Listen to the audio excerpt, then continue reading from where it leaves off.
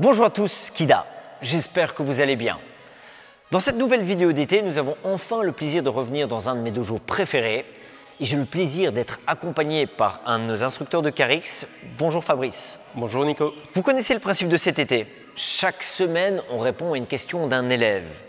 Et cette semaine, le sujet est une question spécifique que l'on entend souvent dans nos cours ados. Oui, effectivement Nico. Pendant les cours ados, nous avons beaucoup d'échanges. Et donc, une question qui revient très souvent, c'est que faire face à une personne qui te menace, qui te demande quelque chose. Donc, en d'autres termes, que faire face à une extorsion?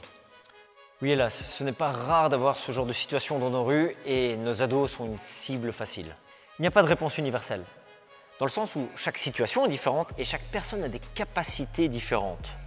Nous ne sommes malheureusement pas tous égaux face à la violence, mais il y a des réactions possibles et intelligentes. Partons du principe qu'on est menacé par une lame. Il y a 4 grandes catégories. Il y a ce qu'on appelle la fuite, on a la dissuasion, on a l'acceptation, la soumission, et on a la défense physique. On va parler de ces catégories. Premièrement, la fuite. Juste à comprendre que si j'en ai l'opportunité, qu'une personne me suit et que j'ai l'occasion de pouvoir courir, crier, pouvoir me réfugier quelque part, aller demander de l'aide, c'est toujours la meilleure solution. La seconde option, c'est la dissuasion. Là, il faut déjà avoir certaines capacités, une capacité de caractère. C'est-à-dire que par mon comportement, je vais le dissuader de s'approcher. Tu sors une lame, oh, lâche-moi, recule, tu me laisses tranquille. Laisse-moi tranquille. Il est fou. Rien que par le comportement, je vais peut-être le dissuader de ne pas s'approcher.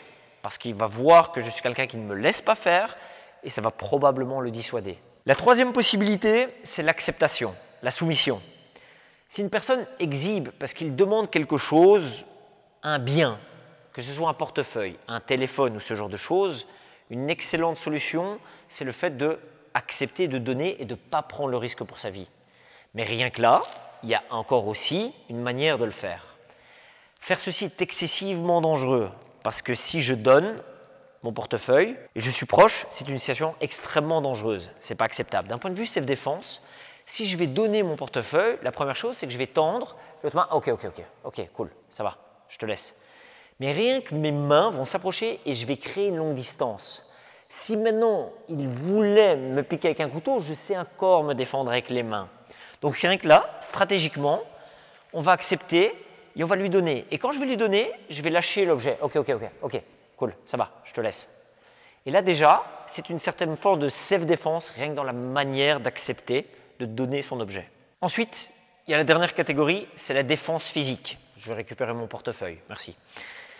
La défense physique, de nouveau, il y a différents paliers. Pourquoi est-ce que je me défendrai physiquement? C'est parce que je suis convaincu que ce n'est pas spécialement le bien qui l'attend. Que même si je donne mon portefeuille, il va peut-être vouloir continuer son action et que pour moi, il y a un danger trop important. Ou que je dois défendre d'autres personnes, ou que le fait que je ne sais pas partir parce que le contexte fait que je ne sais pas partir et je vais devoir obligatoirement me défendre physiquement. Donc, qu'est-ce que je vais faire dans ce cas-là? J'ai plusieurs options. Déjà, il y a une option tactique qui est de « je vais donner » et en réalité, je vais réagir. Et au lieu de donner mon portefeuille, je vais utiliser l'objet pour le claquer en plein visage, le perturber et réagir dans un endroit sensible. Première chose. La seconde chose, c'est peut-être de dire « Ok, je vais chercher mon portefeuille » et en faisant semblant de me soumettre, je vais réagir. Je ne lui montrerai pas mes intentions.